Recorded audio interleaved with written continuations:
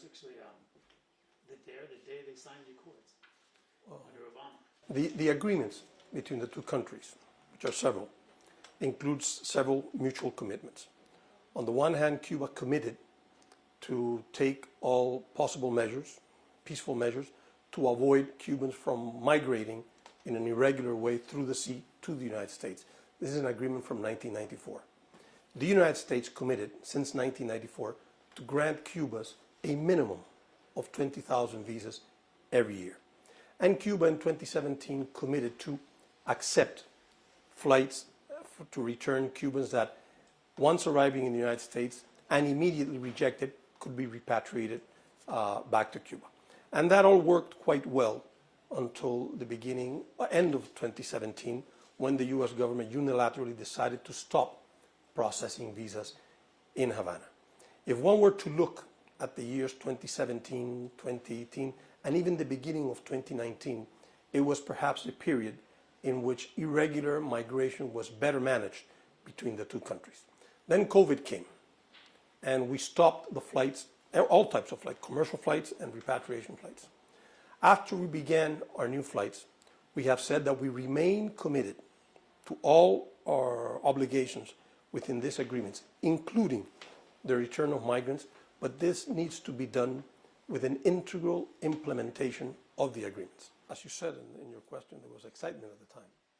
And if the other conditions I mentioned, Cubans being overwhelmingly accepted at the border, no visas being processed in Havana, and the continuation of economic policy aimed at damaging the standard of living of the Cuban population, then the agreement and the commitment is defeated by the continuation of these conditions. Therefore, we said, in a full implementation of these agreements and a serious commitment from the United States, we are ready to accept flights. And it makes it difficult if we're going to be doing policy and actions only, meaning that these talks helped both of us to understand which is the nature and the magnitude of the problem we're facing. There's a mutual commitment to the agreements, and there's an understanding that we need to take steps in the near future to, again, reestablish visas in Havana in a speedy manner and in magnitudes that are indicated to people that there's a legal way to migrate, that they don't need to do it in an irregular fashion, that actions will be taken in the border so that Cubans are not accepted in the magnitude that have been accepted in the past. And if that is implemented, as we have talked, then Cuba is ready to resume the flights. And we believe that the implementation, as I said, the full implementation and faithful implementation of these agreements will allow us to have irregular migration in manageable levels. But there's a great capacity to fabricate perception. El logro fundamental fue sentarnos, comparar notas, comparar información, comparar puntos de vista y explicarnos uno al otro qué es lo que deseamos que la otra parte haga para tratar de asegurar que se cumpla con esos compromisos. ¿Okay?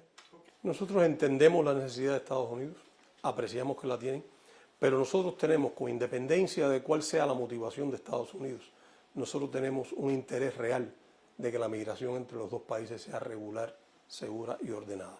En estos momentos, Estados Unidos está sufriendo un flujo bastante numeroso de migrantes de muchas partes del mundo, incluyendo cubanos en su frontera sur.